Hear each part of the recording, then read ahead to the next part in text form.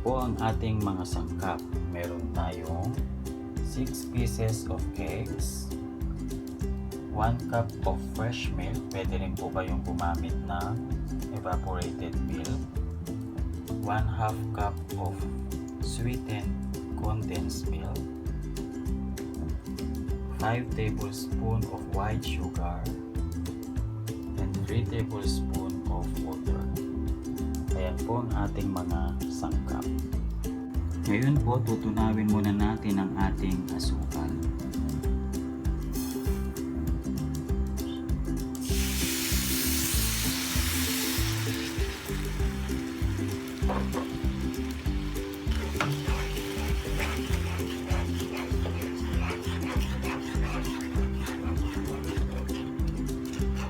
So, hintayin lang po natin hanggang matunaw ang ating asukal.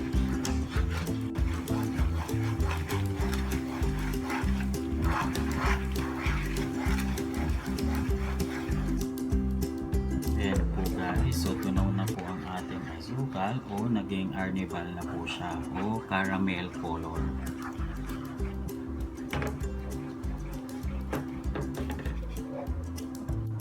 Ngayon po, ilalagay na natin siya sa ating baking pan.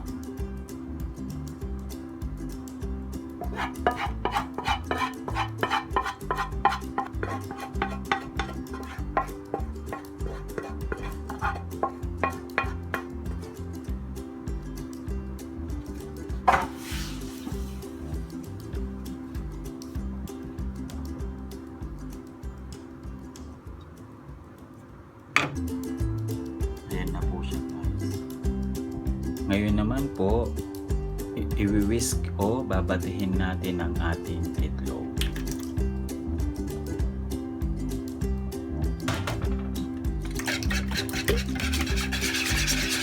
Batihin lang po natin siya hanggang maging smooth.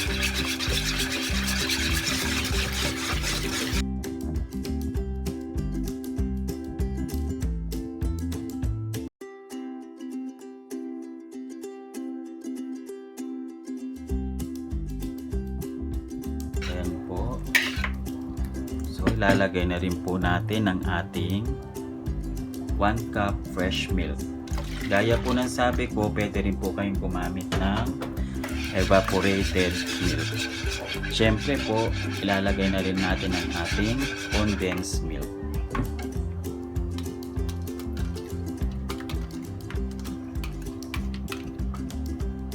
Ganyan lang po kasimple guys ang ating gagawing steamed egg pudding. Napakasimple lang guys. So, i-mix lang natin siya ng mabuti at mag-combine ng ating mga ingredients.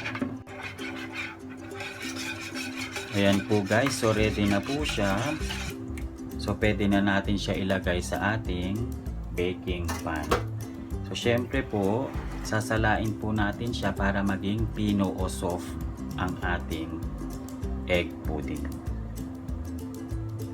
So, ilalagay lang natin siya lahat guys.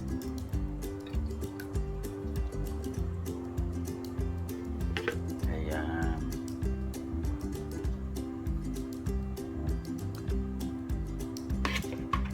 So, ito na po siya guys. Sasalang na po natin siya.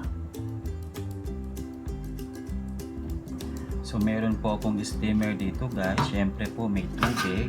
Ayan. Sasalang na po natin.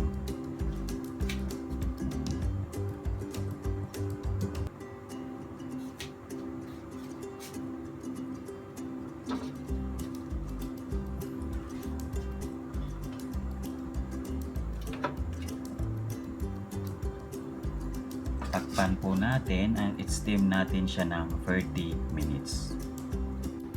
After 30 minutes guys, ayan po, luto na po ang ating egg pudding.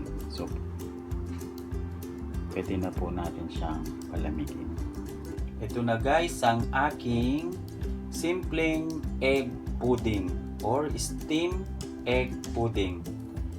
Thanks for watching. Please don't forget to subscribe, likes, and share all my videos. God bless us always.